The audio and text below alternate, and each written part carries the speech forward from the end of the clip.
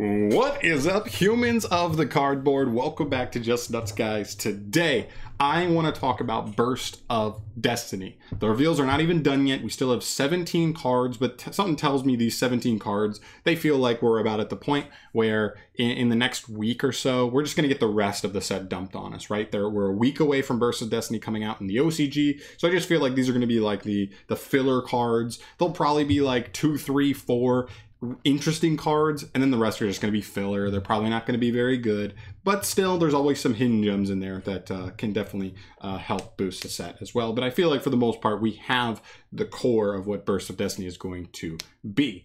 Long story short, I think this set now is the best core set of the year. Best set of the year, I'm not so sure yet. Haven't seen Megatins, haven't seen Brothers of Legend. We have some cool sets coming, so I don't want to say that 100% yet, but I do think it's the best core set. I think it outclasses Lightning Overdrive, and I've already made statements about how I feel like Dawn of Majesty and Blazing Vortex were both super underwhelming sets. Very, very average. Lightning Overdrive, a little bit over average, but it kind of lacked in like the generic good card department. There are no like amazing generic staples that everybody and their mother was rushing to get to, whereas I feel like this set actually has a little bit on that set in. So real quick, I'm going to zoom through a bunch of the stuff that this set has. If you weren't keeping up with everything this set has, we'll skim through a lot of the more important things that's been revealed so far, and that'll at least catch you up to what I'm talking about here. As far as new archetypes go, we start with Flunderies. This is a new archetype that some people probably prematurely screamed from the heavens saying new tier 0 deck. I don't think it's going to be that good. I think it has problems going second. I think it folds to Interruption kind of easy with a lot of hands, but I do think it's very consistent. I do think it does have some very strong plays, and I do think it is a deck that can be meta relevant out the gate because it doesn't special summon at all. That opens you up to so many cards. It's crazy.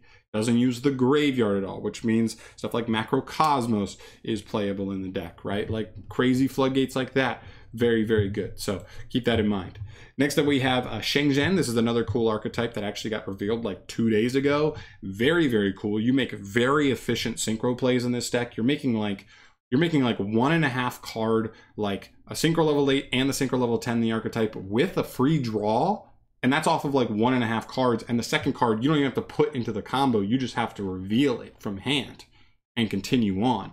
Crazy, crazy powerful plays here. I can't wait to delve more into what this does. It's generically Worm. It can kind of combine with Tennies, it seems like. Could potentially combine with something like Yang Zing as well. We'll see on that. Obviously, if Denglong comes off the ban list, even more so, but we'll just have to keep an eye on it. And then the other new archetype is Ice Jade. This isn't even like a full-on archetype. It kind of just seems like mediocre water support. I'm not too crazy about this. This one's actually more of a letdown. Love the designs. I just think the cards kind of lack in any kind of power, but interesting nonetheless. Then we get to a bunch of just support for archetypes that already exist. Rocket's a huge one. We get new boss monsters. We get a Link 3 that's crazy. We'll talk about him a little later because he's generically awesome. We get the new Ritual, which is actually pretty good. It gets you resources and it's a disruption. You have this guy, which is actually a really nice extender addition to the Rocket lineup also. Can't forget that. Then we move on. Despia. This is the second wave of Despia support. I think the first wave had a lot of potential. Don't think it was there yet. And I think this could be the next phase of them becoming better and better. Like Tri-Brigades were okay at first. Got the next wave with Kit and stuff and Bearbrum. And now they're legit bona fide tier 1, potentially the best deck in the game. This could be a similar thing. This wave is actually pretty good. Then you have Magic Keys. Again, first wave felt kind of like it's halfway there, and this wave really cleans it up. This monster's insane. They get a new counter trap that's really good. They get a new boss synchro monster that's insanely good. It's a disruption and a +1 at the same time, kind of like the synchro for the Shenzhen archetype. Really cool. Penguin stuff. This is more collector stuff. Like if you thought penguins were cool, this is more collector, casual kind of level. But it does still have some really cool lore. Can't wait to get the rest of the penguins. Hopefully we'll get that in the next core set.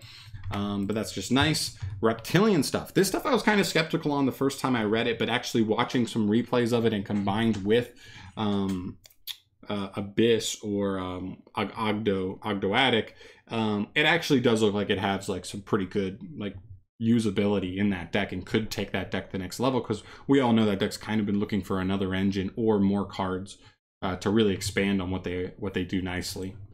Destiny Hero support. This is a huge one. We know how big heroes are. This is going to be a great selling point for the set. Hope it's not a secret rare, because it could be very expensive just because we know how beloved heroes are. But this is a really nice card. This and the new monster as well just adds so much more value to what is it, Fusion Destiny, like the fusion that Destiny heroes have. It actually makes it really insane. You get so much value off it just for one card without normal summoning. So very crazy there. Sue ships. This is more of a meme deck, but still, meme decks sell.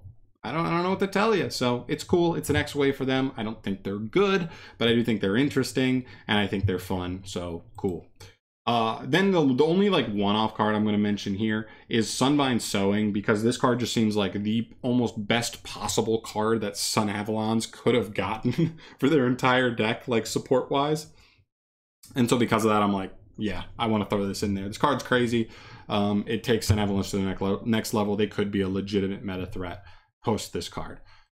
And then we get to the generic stuff, because I think the one thing that Lightning Overdrive was missing more than anything else, I guess there's technically two things, was one, good archetypes. They had Amazement, and it had a nice start, but it's not a full-on archetype. If anything, it's more of a splashable engine with other trap decks, and that's cool, but it doesn't feel like a full-on strategy that's going to like actually join the meta immediately. It's just like kind of like a package, which is fine. And that's really the only new archetype that came out in the entire set. This set, though, has Flundereeze, which I think could be a meta-relevant deck. I don't know if it'll be tier 1 exactly, but I think at worst, it'll be tier 2. You have this deck, which actually seems like it has insanely powerful applications. We'll see how meta-relevant it'll be. I think same thing. I think I see tier 2 at the lowest. I really think this deck has a lot of potential. And then this archetype set. But still, 2 archetypes with meta potential out the gate, that is incredibly good for one core set. Then we move to the generic stuff, because that's the other thing that Lightning Overdrive felt like it was lacking in. First off, here we have Boral Code. This card's insane. Gets targeting, or gets effect destruction protection when it's being pointed to by a link monster. So if you can set that up, you will be protected from certain things, which is nice.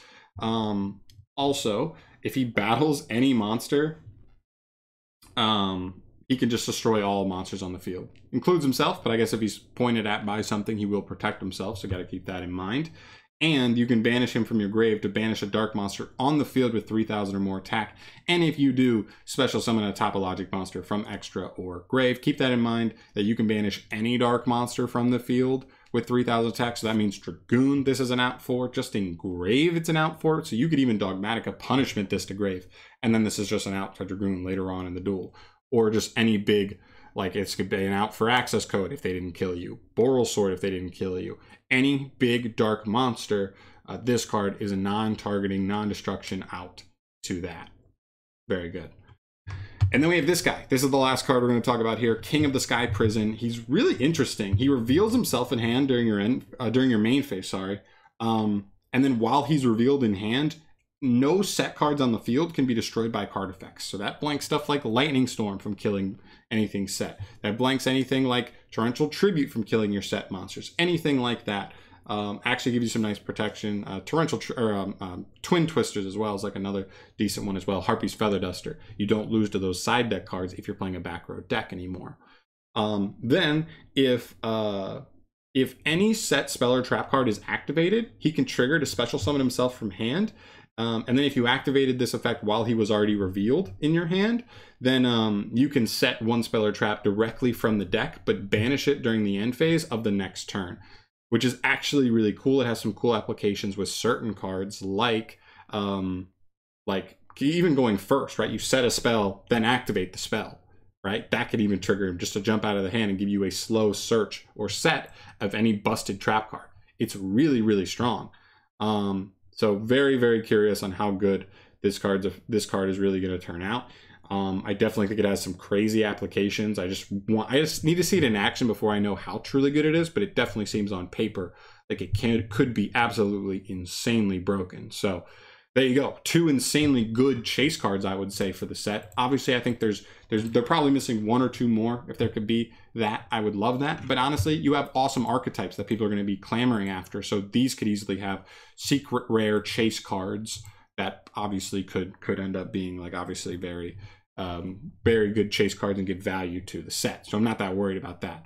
So I really think overall this set is like very well rounded. I think it really hits a lot of the marks. You've got casual stuff with stuff like penguins, and there's a new Starry Night card. I didn't even say that, but that's like a really good card for them. I don't think it makes them competitive, but I do think it's really a good monster for them.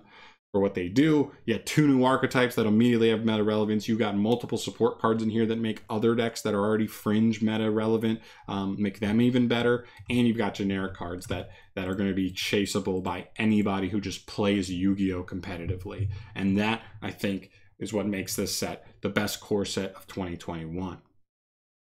But that's just my opinion. Feel free to prove me wrong in the comments down below. So throw that down. I'd love to hear your guys' thoughts on this topic, how you really feel about this set. I think unquestionably, this is already like an 8 out of 10. And if like the TCG 20 like specific cards we get after this are really good, this could potentially be like a 9 out of 10.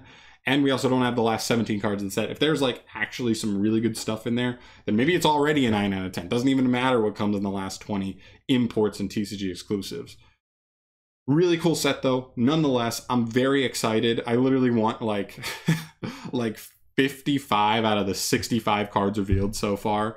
Like that's how much I love this set. It's going to be an awesome set. I'm very excited for the release of this. I think it's going to have an awesome shakeup to where Yu-Gi-Oh! Is come October. So there you go. That's going to do it for here today, guys. Like I said, let me know in the comment section down below your thoughts on this set overall and how it stacks up versus other core sets from 2021. And yeah, subscribe if you haven't. You want to see more discussion videos like this down the line, as well as those 17 last cards. They're coming in the next week, and I will be doing coverage of that when they drop, like reviewing every card. That's how we do it. So yeah, sub if you want to see that as well. But I will catch you in the next one. Thank you so much for watching, as always. Peace. Where's my mouse? There it is.